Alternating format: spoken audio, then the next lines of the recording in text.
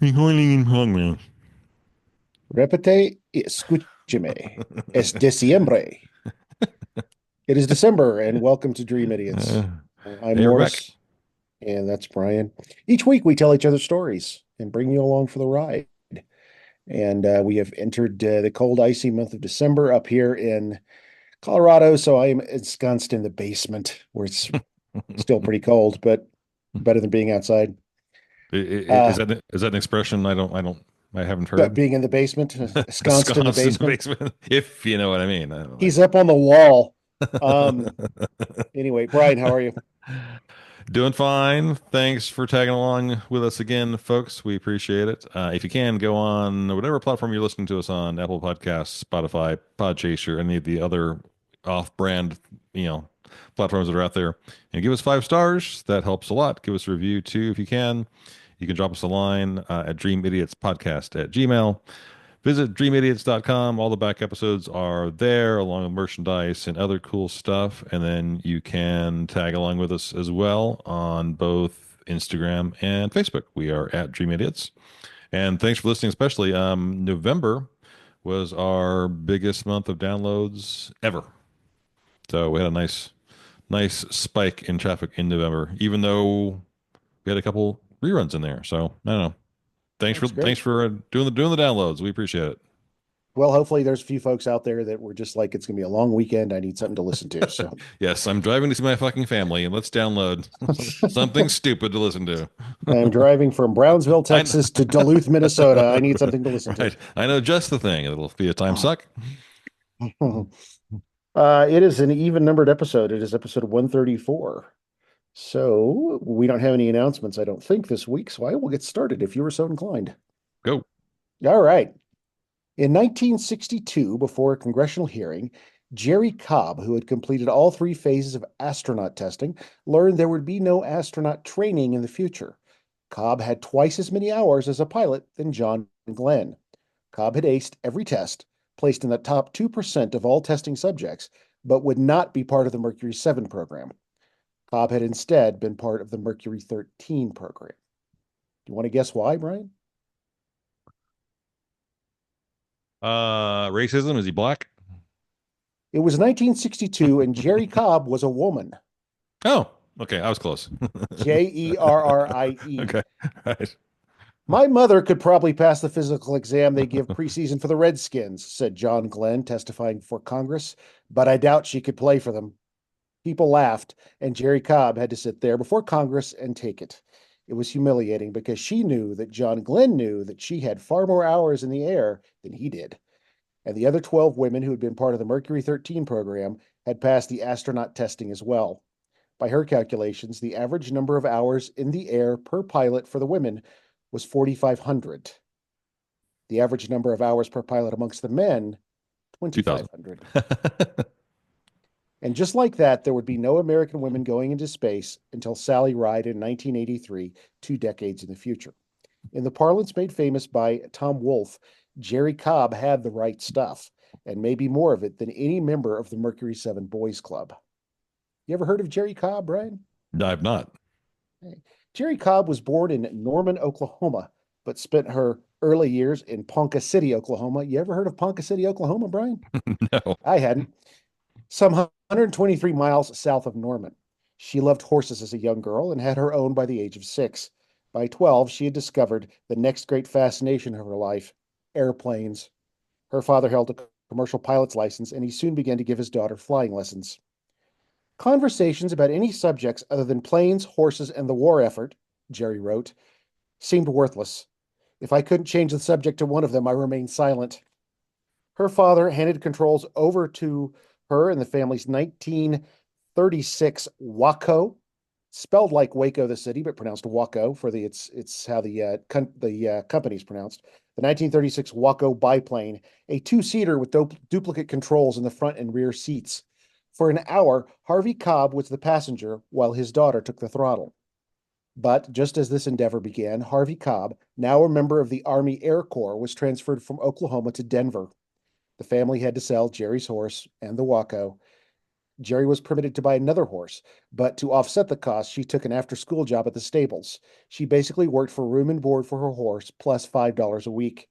She spent Saturdays hanging out at a private airport where she might pick up an invitation to go flying. At this point, her father talked her out of leaving school. I'm not learning anything important, she said, just history, junk, English, and softball.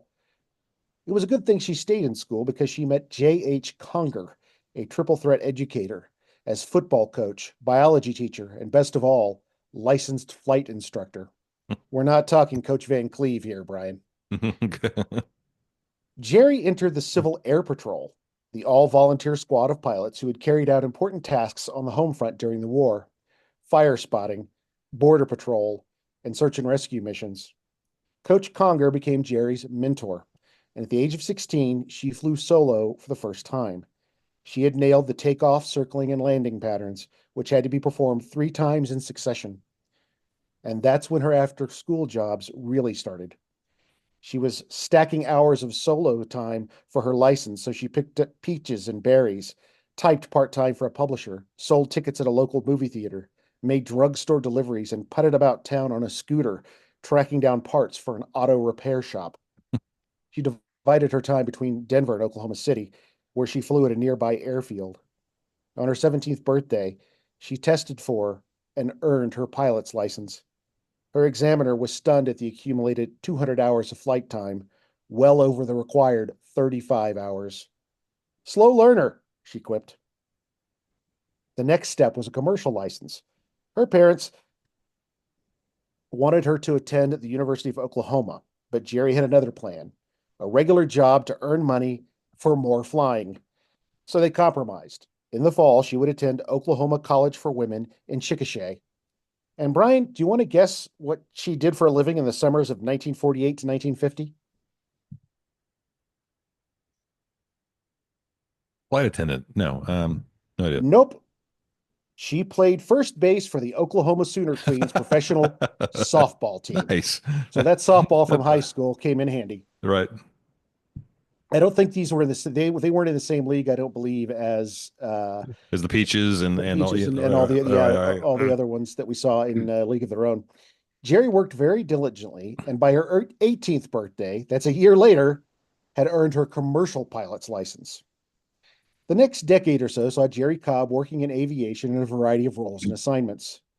Post-war jobs were taken primarily by returning veterans, read men, so she worked as a general mechanic and gopher.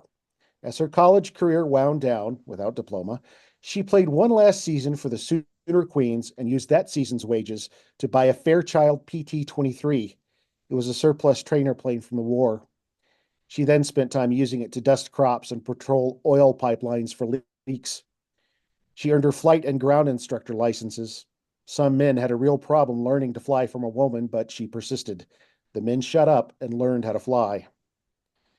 Jerry worked at the downtown air park in Oklahoma City. In addition to regular piloting duties, she waited tables at the small airport restaurant in between flights. Passengers were often shocked to find their pilot to be the same 21-year-old woman who had just served them lunch. This job at the air park lasted about half a year until Jerry answered her father's call to help with his business. So she went there for a while and then started hauling cargo and business executives to and fro. She also entered air races at the time, among them the all-women transcontinental air race and the international women's air race. She found new work in Miami for Trans International Airlines as a combination, and here it comes, pilot stewardess. So she'd get the plane Gosh. started and then serve them coffee while they were flying. Uh-huh. Yeah, no surprise. In 1953, Jerry Cobb finally found employment that wasn't seasonal or temporary. She met a man named Jack Ford, a pilot for Fleetway Incorporated. Fleetway was a ferrying service. Pilots would fly planes to other countries and drop them off to buyers, then catch a commercial flight home to do it all over again with another plane. Destinations could be different each time. If this were a rom-com movie, this would be the meet-cute moment. Jack Ford was brusque, bordering on rude. He couldn't conceive of hiring a woman for Fleetway. But about a week after they met, he was desperate to hire a pilot. There were planes in Trenton, New Jersey that needed to be flown to Peru. And that's how Jerry Cobb's career as a ferrying pilot began. and later a romantic relationship with Jack Ford. They would meet in foreign cities for a night together and then be off again for new assignments. In many ways, it was an ideal situation for them, and for a while, they were happy with the arrangement. Two go-getters, two pilots. I mean, people of a certain personality, right? I mean, that seemed to Right. work best for them. Sure. After 2 years of ferrying, Jerrie took a job in California testing planes. She no longer globetrotted, but spent just as much time in the air with DC 3s and other aircraft. She and Jack discussed marriage, but came to the conclusion that there were too many differences between them to make a long term relationship work. So they went their separate ways. In 1959, on a run through the South Pacific, Jack Ford's plane exploded as it left the runway on Wake Island. He and his navigator were killed instantly. Jerrie returned to Oklahoma on hiatus from high pressure flying, but soon took a job with Aero Design and Engineering as a pilot. There, she set aviation records at an astonishing rate. In 1959, she set the world record for nonstop long distance flight and the light plane world speed record. She completed a trifecta by setting the world altitude record in 1960 at 37,010 feet. She was getting lots of press, including an article in Time magazine. Cobb came to the attention of Dr. William Randolph Lovelace in 1959. Lovelace was chair of NASA's Life Science Committee for Project Mercury. He felt that Cobb would be an ideal candidate for his research in New Mexico. He was running the astronaut tests for all of the Mercury 7, grueling physical and mental labors. If you've seen the 1983 film The Right Stuff, based on Tom Wolfe's book, you've seen dramatic recreations of some of these exercises. You remember that scene where they're all, you know, trying to keep the ball above water and all that, Uh, just to, yeah. yeah. The first battery of tests measured lung capacity, general endurance, vision recovery, vision acuteness, balance, and coordination. The last of these uses supercooled water, 10 degrees, dropped into the ear canal. The water would temporarily freeze the inner ear bone and stimulate immediate and severe vertigo. The examiners then measured recovery time. So if you can imagine God. basically Sadistic. going from sober to drunk like in the drop of a hat. The second battery of tests was more streamlined than the first. It involved the use of an isolation tank, an invention about 6 years old at the time. The subject floats on salt water inside a completely dark and soundproof tank. The water is body temperature warm. Jerrie got in and began to report how she was feeling. And remember, this is sensory deprivation. She reported any and all sensations in the test that was designed to see how potential astronauts deal with isolation and darkness and loneliness. She went in at about 8:30 a.m. After she emerged, the examiners had her estimate how much time had elapsed. She guessed about 6 hours. In reality, she had been immersed in the tank for 9 hours and 40 minutes. The previous record for women was 6 hours, and for men, 6.5 hours. So she blew everybody away. Finally, there were the Navy tests, which focused on similar physical endurance tests as in the first battery, but there were also pressure suit tests, underwater work, and the Dilbert Dunker test, which replicates an inverted space capsule in splashdown position, and the SSR. Imagine a room that is simply slowly rotating and you have to go back and forth doing simple tasks. Jerrie passed all of these with the same aplomb she had finished the first two batteries. When the final tallies came in, she was in the top 1 to 2% of all candidates, men or women. She was the best of the best. Concurrent with Cobb's success, 12 other women pilots passed all three phases of the astronaut testing. They, along with Cobb, comprised the Mercury 13. The Lovelace results were made public. In August of 1960, Jerrie Cobb faced a scheduled press conference with Time magazine. She had an encounter with a hairdresser the day before, which is emblematic of her role as a woman in the 1960s. From her book, the stylist at the Savoy Hilton faced my mop with a French twist in mind. No, no twist. I usually wear it with just a little softness in the front and a ponytail in the back. A ponytail, oh madame.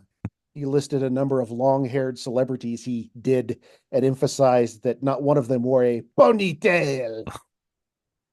A ponytail, please. A simple chignon. He's very chic. Ponytail. Ah, he sighed. Ponytail. Halfway through the do, he stared at me quizzically and said, You know, I think I know you from somewhere. I smiled and remained silent, but I thought, well, there goes your record, pal. You've done a ponytail for one celebrity. And then came the hearings, and John Glenn's testimony, and the cancellation of the Mercury 13 program, and the interminable wait for an American woman to go into space began. In the intervening years, Jerrie Cobb spent time flying to South America, mapping new routes over the Andes and providing supplies for indigenous tribes. The latter task was missionary work. She did this until she was in her 70s. Among her accolades during her lifetime, the Amelia Earhart Gold Medal of Achievement, the Woman of the Year in Aviation, Pilot of the Year by the American Pilots Association. She was only the fourth American to receive gold wings from the Fédération Aéronautique Internationale of France.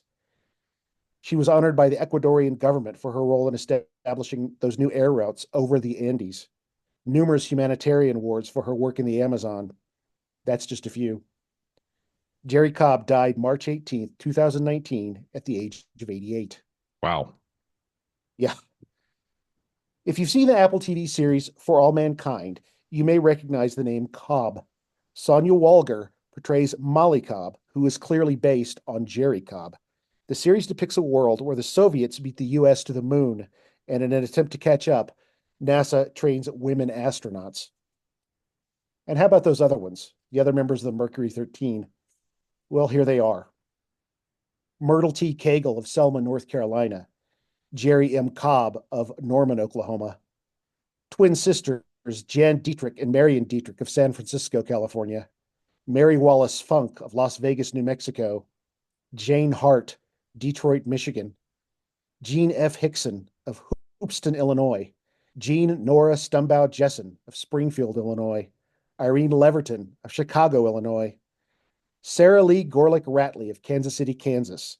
Bernice Trimble Stedman of Rudyard, Michigan. Jerry Sloan Truehill of Pampa, Texas. And Rhea Hurley Waltman of Linden Township, Minnesota.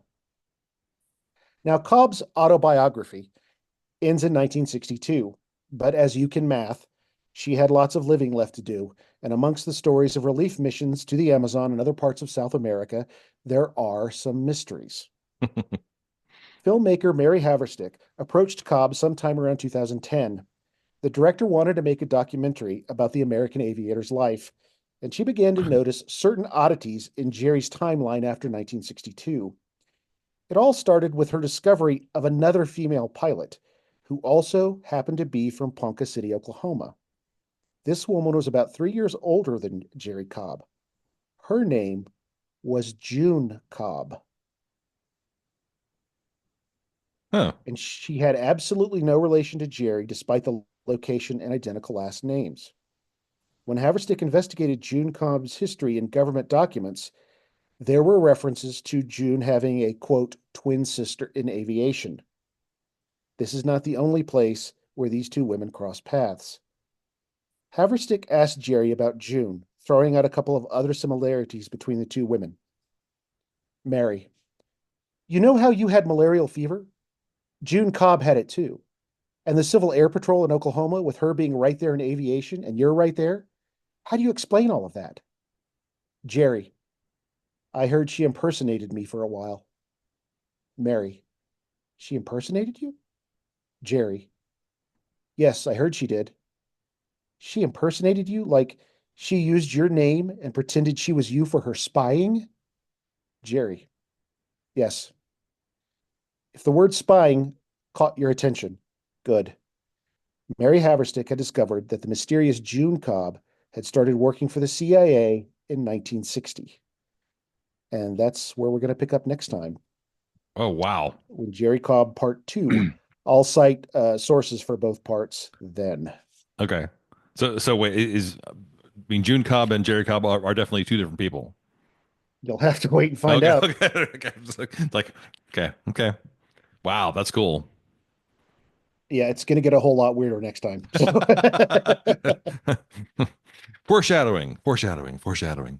plant, It, and what is it you always say? Planting seeds, planting seeds. planting seeds. And so but we're sort of on an every other week schedule now. Are we doing this for next week, or are people waiting 2 weeks now? Well, they'll We'll, get it the next episode. So, okay, we'll figure it out later. yeah, So coming soon. Yeah, very cool. yep, Yeah, cool little piece of history. yeah, that's nice. Yeah, all completely new to me. So thank you. I appreciate that. You bet. And check out For All Mankind if you've never seen it on Apple TV. It is a great show. If Good you like stuff. alternate history stuff, yeah, it's pretty Right. cool. Very cool. Well, the simple argument that women would make better astronauts. They weigh less, they use less oxygen and food. I mean, it's Right. Well, yeah. and I have long contended, the women should just be in charge of fucking everything because men are fucking terrible and screw everything up. But yes, but there are some very clear benefits from a physiological standpoint, especially like, of course. Yeah, whatever. one of the reasons they gave for not wanting to do this was that they would have to redesign the spacesuits for the purpose of waste elimination. Okay, so do it. I mean, whatever. Yeah. Right. If it, yeah, again, disgusting. And disgusting and insane behavior again, as always.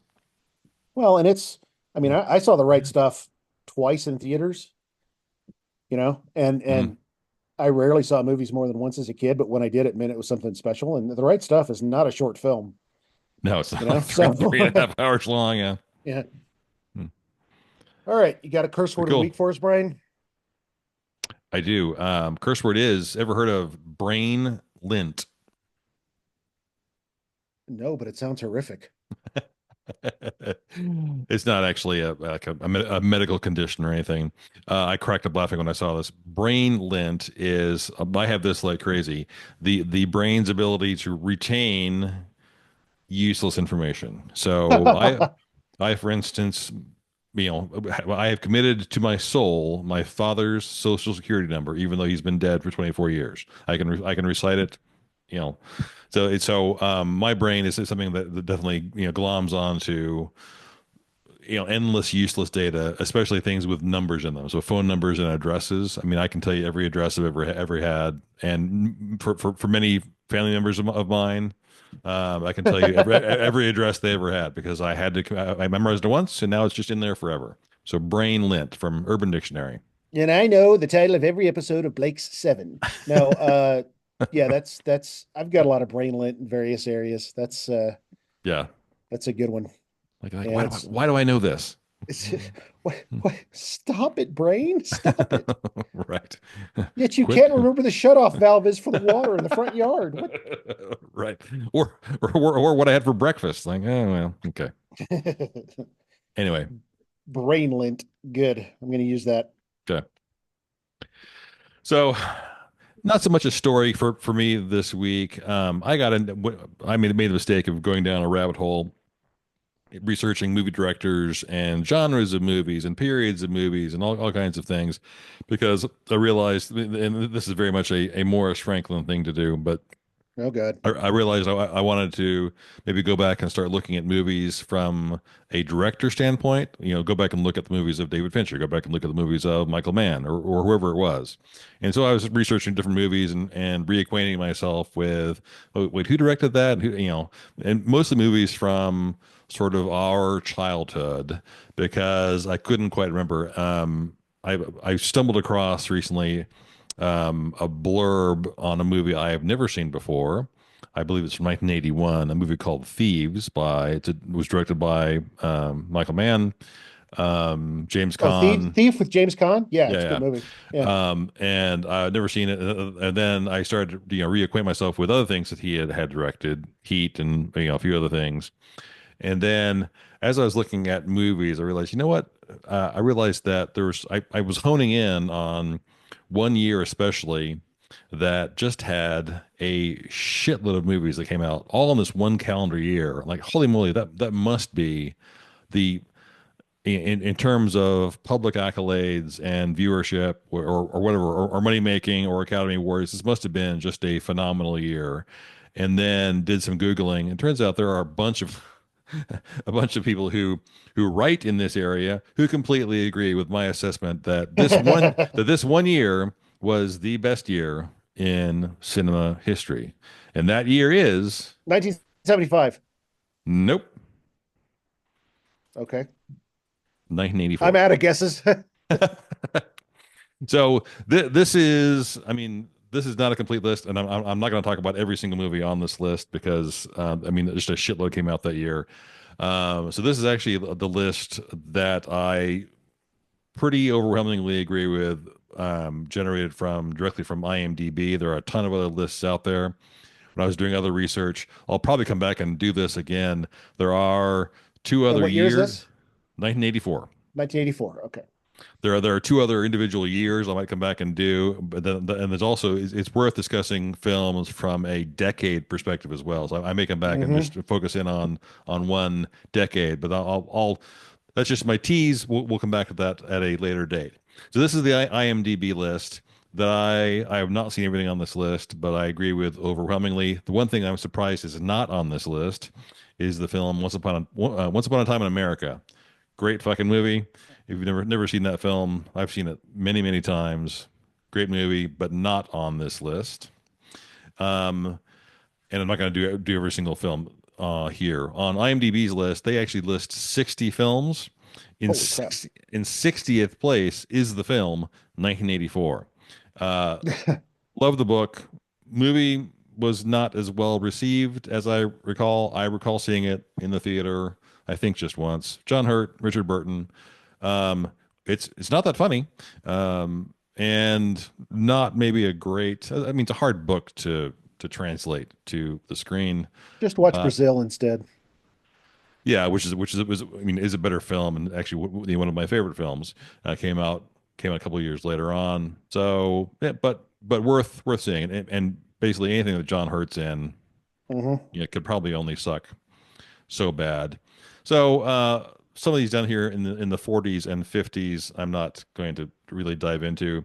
Um, this again, from 1984 in the 52 slot, a film I actually liked and saw in the theater, The Razor's Edge, Bill Murray.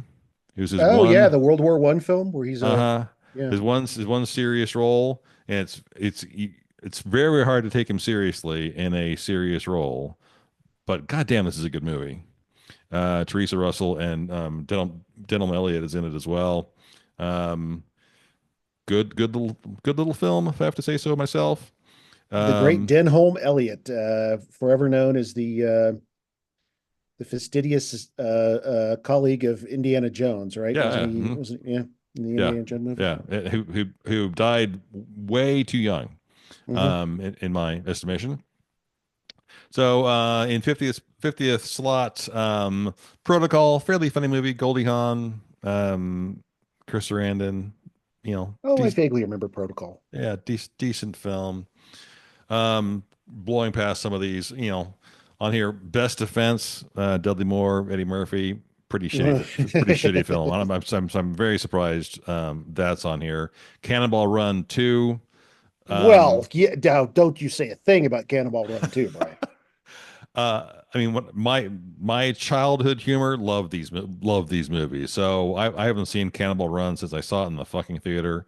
It's probably just ghastly now. I'm sure I'd be mortified that I laughed at this now, and I like stupid shit, but this is just a little too Clearly, you stupid. hang out with me. Right, right. Well, wasn't the name of our podcast exactly? Right. Oh yeah, the original Cannonball Run, which is called Gumball Rally, is good too. That was a movie in the '70s. If you've never seen Gumball Rally, Oh, really? Never even heard of that one. it's a good one. So in the 44th slot, I only mentioned this one because it was filmed in San Antonio, Texas. Cloak and Dagger. Ah, Cloak and Dagger. Yeah, Henry Thomas, Dabney Coleman, not very good, but somehow made this the late list. great Dabney Coleman. Yep. Um, uh, I again, kind of another terrible entry on the list here, and I'm embarrassed to say I saw this in the theater as well. Remember the film Runaway? Tom Yeah. Selleck, It sounds I can't Gene all of his Simmons. movies. Gene Simmons was the bad guy. It's a terrible Oh, fucking oh, oh, oh, yeah, yeah, yeah, yeah, yeah. absolute garbage. Directed by Michael Crichton, which I didn't know he actually directed films as well. But yeah, just hideous. Somehow is on IMDb's list of notable films from '84. Well, notable doesn't mean good. I mean, Right, right. So 42, Firestarter. Okay, I'm not really a horror oh guy. yeah. You're much more of a horror guy, but for the horror genre, not bad. Then we get into a run of films here that I recall just loving. The Gods Must Be Crazy Oh is a yeah, yeah, is yeah, a yeah, funny yeah. fucking movie. I mean I'm looking right now at the names that were in that and the director. Don't recognize any of them. I think there was at least one sequel, but very funny movie. After that, Moscow on the Hudson. You Oh don't like yeah. you don't like Robin Williams, but I'm sorry, funny movie, No, I like him. I like him in small doses, and right? that's one of the films I like him in. I Okay. like him in his more serious roles too. Good Morning Vietnam, World According to Garp, hmm What Dreams May Come. I love him when he can show off Yeah. his serious side. Insomnia is a great film. Oh yeah, Yeah, yeah. He's creepy as hell in that. 1 Hour Uh, Photo is another one. If you've never yeah, seen yeah, 1 Hour yeah. Very, Photo, very again, very. I mean, it's like those two films. He's kind of the same character. It's like yeah. are those sequels? They're not, but they could have been, should have been. Again, my 14-year-old self loved this movie, Top Secret. Val Kilmer. Oh yeah, yeah. It's And really stupid, but pretty funny. we just lost one of the Abrams brothers over the weekend. Did we? Yeah. hmm Zucker, Abrams, Zucker. Actually, it's not the Zucker brother, but the Abram guy that was involved. Yeah. Jim. Oh, okay. Yeah. Yeah, so I missed that. I did not see this. I don't recall whether this was good or not. Supergirl, Helen Slater, Faye Dunaway, Peter O'Toole. It's not particularly well regarded in the comic book community, Brian. Although Helen Slater is pretty great, and the writing itself is not, Right. you know. Uh, in the 29 slot, Johnny Dangerously. So anything that Oh, has Joe Piscopo in it is gonna be fucking terrible because he's just awful. And as he got older, he turned into a crazed right winger. And so fuck that guy. But again, I mean, this is again in the IMDb review here. It says hilariously so bad it's good. Like, no, it's just bad. Just not. and my neighbors loved that movie. Oh, really? Yeah. Oh Just not. yeah, yeah. Yeah. My dad did that to me once. Once. That was like, he made that same joke through the entire fucking film. Fucking awful. In 28, the original Dune. Kyle MacLachlan, Oh yeah, Virginia Madsen, David Lynch David directed. David Lynch. Yeah.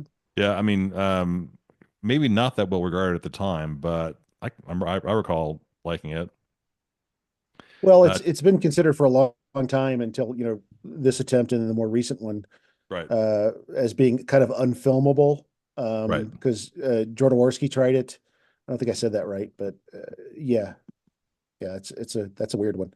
right. If you're expecting Return of the Jedi Part Two, you weren't going to get that with Dune. No, yeah, it's definitely it's weird. I mean, I recall liking it, but thinking like, wait, this is the cadence here, the rhythm of this is way different or Yeah, something. Yeah. Also in '84, 2010. Right. I love that movie. Yeah, Roy Scheider, John. I mean, anything with John Lithgow in it is going to be okay. Helen Mirren's in it too. Helen Mirren, Yeah. Bob Balaban's in it. I saw that movie in Colorado on a ski trip one night. It was playing at the local theater, so I just Yeah. wandered in and watched. Had not seen 2001 yet, so I was like, "Oh!" And that got me off on a whole Arthur C. Clarke kick, and I started Uh-huh. reading all of Arthur C. Clarke's stuff. So Okay. I came to Mm. 2001 the wrong way around, but I love that Peter Hyams film. That's a great movie. Right. It doesn't try to be 2001 Part Two. It's its own thing, and Right. All right. that's great. Yeah, I love that Yeah. movie. Yeah. So good stuff. After that, a film I recall watching at the when it came out, loved Body Double, Melanie Griffith. It's a Brian De Palma film. Your favorite actor, Greg Henry. Oh, Greg Henry's in that, huh? Yeah, yeah. I can't say that I can place that one. Yeah, it's Sorry. it's worth tracking down. Is it like a film noir? Like, Yeah, very much so. okay, Yeah, well, yeah, it's Brian De Palma, so yeah, yeah. okay. Exactly. Right, right. The Muppets Take Manhattan. There you go. In my mind, the book was better, but Purple Rain. Bravo! Purple Rain, yeah. Purple Rain. Still, I'm definitely in the camp that Prince is way better than Michael Jackson. Always and always will be. No, Purple Rain has showed up as the top album of all time on a ton of lists. Oh, really? The Yeah, album yeah. I mean, Purple Rain. just Yeah, yeah. yeah, it's good stuff. Orders. Yeah, just way better. I don't. I may have seen one of these, but I can't recall which one I saw because they have very similar titles. So, Starman, The Last Starfighter. Hmm. I think Well, my. I mean, I know I've seen one of them, and the other one that I always get confused with these is Crawl, which I may. remember all three. Could not tell you what Crawl was about, but I do remember. Is that the one that had the guy that had the real weird like boomerang type weapon Yeah, that yeah, you could right, throw? right, Okay, right. yeah, Had the throwing star or something like okay, whatever did. yeah. I definitely remember Starman and Last Starfighter as well. Yeah, Robert Preston was in that. Went from the Music Man to playing that alien dude in the Last Starfighter. He was a starfighter. Yeah, whatever. Silent Night, Deadly Night. No idea. Yeah, that is that. No, that Black Christmas was Bob Clark. Yeah, Bob Clark, the guy who directed uh help me, Christmas Story, A Christmas Story with Ralphie and everything. Got He me also right. directed, I think, Black Christmas, which was one of the Okay. first horror themed Christmas movies. So My old the man liked to kill people and stuff them in a closet. so Silent Night, Deadly Night's on here. It's followed shortly thereafter by Friday the 13th, the final chapter. Again, I'm not a horror guy, whatever, but it's on the list from '84. Red Dawn. Never saw that. Wolverines. You never saw. Okay, all right. Well, Never saw Red Dawn. It I says grew up in a slightly more right wing household than you did, so Red Dawn was yeah. required viewing in our house. I'd forgotten that C. Thomas Howell was in it. Hmm. I only mentioned him is because I many years ago was dating a woman who was trying to be make it as an actress, and she was filming some low budget thing, I guess in Austin, I forget where, and she was chicken. I don't know what she was some tiny role in this thing, but the lead, this was being shot in 2007, 8, 9, somewhere in there. The lead was C. Thomas Howell. So I went to this event in East Austin and met C. Thomas Howell. Complete Oh, nice. douchebag. Oh, An really? absolute complete douchebag. It's like, dude, no one knows. Everyone, no one has any clue who you are. So just, quit behaving like you're Tom Hanks because you're not. I liked the movie The Hitcher with it's a horror film. You wouldn't like it, but it's C. Yeah. Thomas Howell and Rutger Hauer. Okay. Really good. So after that comes Romancing the Stone. Sorry. Mm. I mean, I don't like Michael Douglas. I've never liked Michael Douglas. This is a great fucking film. Great fucking film, I think. Oh Uh, shit, man! The Doobie Brothers broke up. How long you been in the jungle? I love that part. Every now and number then, friend of the pod Joe will call me and he'll just leave a message that says, "Oh shit, the Doobie Brothers broke up," and then he'll hang up. number 17, Bachelor Party. Okay, pretty funny movie. Yeah, okay. Yeah, not bad. Tom Hanks, Tawny Katane, and of course Adrian Zmed. Anything with Adrian Zmed, I like saying Zmed. It's got to be good. Also, Tom Hanks after that, Splash, Eugene Splash. Levy, Daryl Yeah. Hannah, John Candy. John Yeah. Candy, directed by Ron Howard. The I think Splash is the scene where Tom Hanks and John Candy play racquetball, right? Yeah, that he's drinking Uh, beer while he's and, playing. and that whole scene was apparently completely unscripted. They just faked the whole thing. Yeah, so pretty funny. After that, Star Trek 3, The Search for Spock, Ah, of the old Trek films, the first two, I'm sorry, sucked. The Wrath of Uh, Khan sucked. no, no, What's no. I'm wrong with sorry. you? I was saying, you're right. I was thinking Wrath of Khan is four. You know, you're right. The But rule search. the rule is the even ones are good. Two, four, and six are good. One, three, Okay. and five. Eh, Although recently rewatched the first one and it's much better than I remember. it's aged better. Okay, good. Yeah, I won't say Yeah, it's aged better, but it's a much better film. right, They were really swinging for the fences with that one, with that first one. right. So after that, hands down, this has to be one of the greatest films of all time, Amadeus. Just this film, like Shawshank Redemption, is just one of those things where if it's on, okay, I'm watching this now, all the way to the You're end. going to be very mad at me. You don't like it, or you never seen it? I've never seen Oh, it's a great fucking movie. it. It's a great movie. Yeah, it's just jaw dropping. It's so good. So You get up, you storm out. This podcast is over. I quit. After that, the best baseball movie of all time. And I've seen all the baseball movies. I think I've seen every single one. The Natural, The Natural came out in '84. Still a great film, great flick. based on Bernard Malamud's book, and it's Yeah, the book is fucking depressing. yeah. But Great movie though. movie's fabulous. Some of these, because it's the '80s, is sort of that the teeny bop movies, and so you may or may not like these. John Hughes, 16 Candles. Yeah, okay. Molly Ringwald. Yeah, okay. I mean, I recall seeing that in the theater. You know, whatever. Fine. Couple of horrifically racist stereotypes in that movie.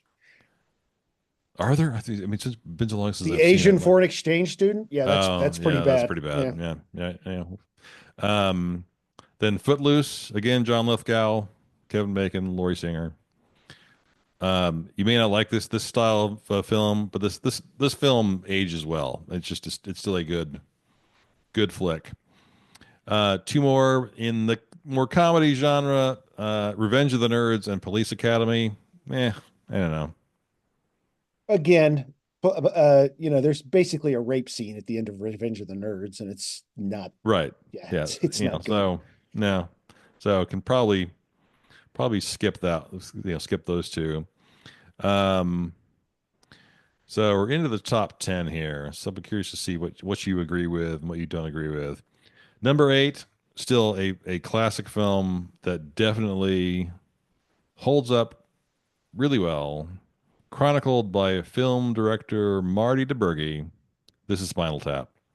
That movie makes me Yeah, laugh my ass off every single time I see it. I don't know what it is about the style of that really dry humor, but this film is still just fucking genius. I think. it's the utter seriousness with which it takes itself that just kills me every time. Yeah, it's Yeah, and, and all their shit, all the stuff with Christopher Guest and that whole universe that adopted that style just is definitely right in my wheelhouse. Best in Show.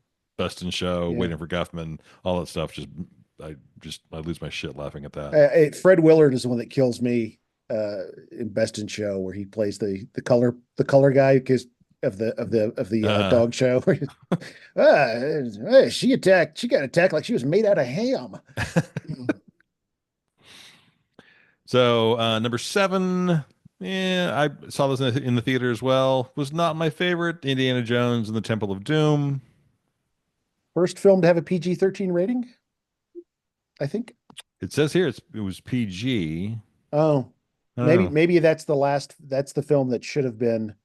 Yeah, Yeah, because it's got the heart scene in it that's pretty rough. right. Yeah. It's pretty gruesome. After that, the Karate Kid. Eh.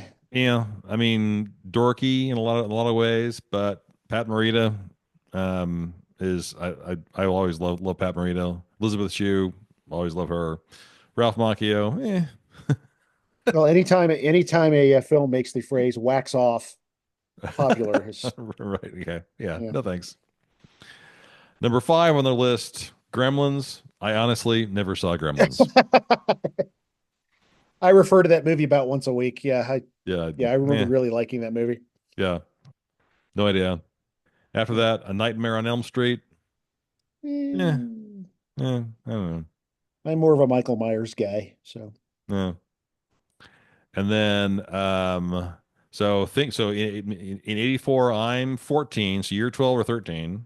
Hmm. So I guarantee you that you saw all three of the top three um I guarantee you saw all three of these. Okay. You want to guess what the top three are? Oh 1984. no, Can I'm you, I'm you have no awful at clue? that because Okay. it's dotted by things like The Right Stuff, some Chariots of Fire, that whole era, and then the Star Wars movie. So my early '80s stuff is totally, Okay. yeah, I couldn't tell you what. I'm surprised Splash was '84, to be perfectly honest with you. Oh, okay. Yeah. So according to IMDb, their number three film for the year is The Terminator. Eh, Yep, seen it. Hmm. yeah, Terminator 2 is better, but whatever. The top two films here, I have to completely agree with.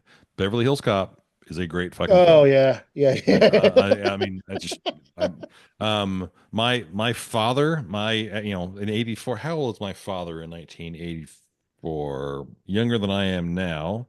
Um, weirdly, he loved Eddie Murphy.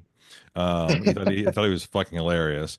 That movie definitely. I watched that again recently. Definitely holds up. Still incredibly funny. says here that the average American male has 7 pounds of undigested meat in their colon. We just lost Sergeant Taggart, by the way. I don't know the Yeah, I know. actor who Yeah, plays Sergeant Taggart just in died the recently. past 3 or 4 months. Yeah, Hmm.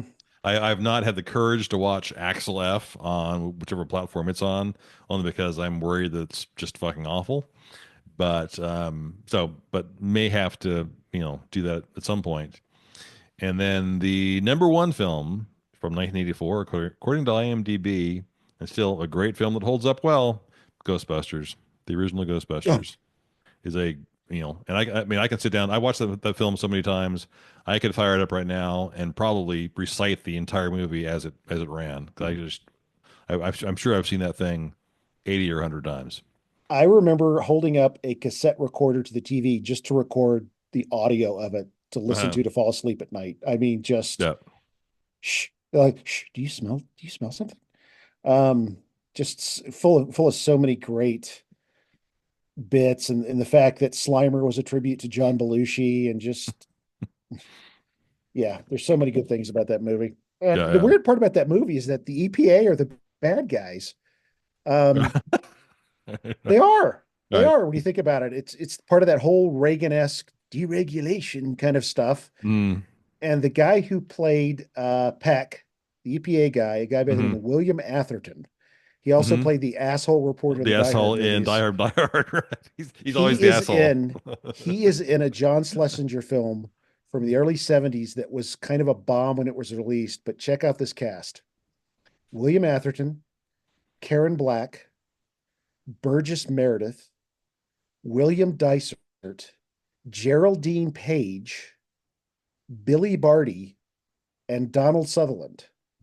Wow. And the great Jackie Earl Haley, San Antonio's own Jackie Earl Okay. Haley, in his first role, a movie about the early 1920s days of Hollywood called Day of the Locusts. And it is one of the most effed up films you will ever see. It came out in 73 or 4, somewhere in there, Okay. maybe 75. Great film. Love that. And William Atherton was just a hell of an actor. He also played wasn't he the dickish science professor in Real Genius too, Oh, could be. with Val Kilmer? I think he was. Yeah, Yeah. yeah, He's the actor that I will occasionally confuse with Jeffrey Jones is the guy who was the principal in Ferris Bueller. Also has red hair and always plays sort of a dick. yeah. It ended up being a kitty diddler. Yeah, Right. yeah, I think he's now a guest of the government, I believe, or at least he was. I I don't know. I don't know. Yeah. Um, So, but yeah, Ghostbusters was just such a um, I don't know, such a touchstone. The soundtrack, everything about it was fantastic. yeah. And then the cartoon that sprung out of it, Real Ghostbusters, the cartoon was incredibly well written, believe it or not. And one of Hmm. my favorite writers, J. Michael Straczynski, creator of Babylon 5, don't say it. Um, he wrote some great stuff for that. And the jokes in that were so intelligent that sprung out of that kind of humor where like one character says, "Well, how do you feel about it, Prince Michigan?" And the other person says, "Don't be an idiot." I mean that a Dostoevsky joke in a kid's cartoon. Right, right. That's remarkable. And I haven't seen any of the new ones, the all female cast or the recent Afterlife ones. I haven't seen those, and I really haven't No, seen part two over and again because that first one is just so perfect in and of itself without anything added to it or taken away from it. It's great. right. So Yeah. So there you go. A glimpse at 84. that And there's some then, really good stuff there. I mean, stuff I yeah, definitely remember watching. yeah, Um, tons of good stuff. yeah, I was never really into the Friday the 13th Mm-mm. movies outside the first two, and I never really got into Elm Street. But definitely the Terminator really, uh, really kind of changed the landscape because that was James Cameron, right? Mhm. Yeah, before he got interested in boats and shit. Um, Yes, he became a complete douchebag years later. 1984, the year that was in movie. I like this, Brian. This was fun. Lots of memories sparked, lots of movies I never want to see again. Hmm. When did RoboCop come out? That It was could have been, could have 86, somewhere in there? been. It's worth going back and looking at this because I think there are some other 84 films that I missed that certainly would have gotten honorable mention. So it's worth. I mean, you could do this very easily, probably for 85 and certainly 86. Hmm. Um, Princess Bride, things like that. The next time I do this, I'll probably do 1994. Great year in films. Uh, that was about the time that what Gump came out and Forrest Gump, The Professional, Unforgiven. No, Unforgiven was the year before. That was 93, Un, I think. Under, Unforgiven is 92 or 93, but 92. That's right. Shawshank's 94. And so yeah, it's a good little window into sort of our childhood. Yeah, I was blown away by that trifecta that Clint Eastwood had in the early 90s. Hmm. Unforgiven, In the Line of Fire, and A Perfect World, which is a completely underrated Hmm. Eastwood film with Kevin Costner. That's oh God, that's a good movie. Hmm. Have you seen it? The one No, I've that's never seen it's it. take it takes place in in the Hill Country in the 1960s, where Kevin Costner's an escaped convict, and he has along for the ride a little like 8-year old Jehovah's Witness boy, Hmm. and he kind of The becomes his accidental hostage. And Clint Eastwood is the Texas Ranger, and Laura Dern's his assistant, and they're trying to track him down huh. in central. It's filmed all through the Hill Country. Yeah, Oh it's wow. it's No idea. it's it's really a great film, and it's really underrated, I think, Hmm. both for Eastwood and for Costner's performance. I know a lot of people don't like him, but I really liked him in that particular film. Cool. Yeah. But that, Yeah. does not ring a bell, but I'll have to check it out. It's pretty cool to see all those little Texas towns and all the period appropriate Right, cars right, and stuff. And I've been there. I've been there. I know that place. right. Right. All right. Well, there So you there you have go. it. A little bit of history, a little bit of popular culture, and a whole lot of brain lint. Thanks for listening to us, folks. We appreciate you tagging along. Again, if you can, give us 5 stars on Apple Podcasts or Spotify or wherever you're listening to us. Check out dreamidiots.com. Check us out on Instagram and Facebook. We are at Dream Idiots. And drop us a line if you want. Send us a story idea. I actually have a story idea I was sent this week, which I'm going to do probably here soon. It's a developing news story that I get the benefit of your story ideas because I check that email address. Ha! So some new stuff coming thanks to listeners. Yeah, so drop us a line at dreamidiotspodcast@gmail.com. And thanks a ton. And I am left to wander between the winds because I don't look at the email. Yeah, thanks, and hang in there, folks. Be good to each other. Bye.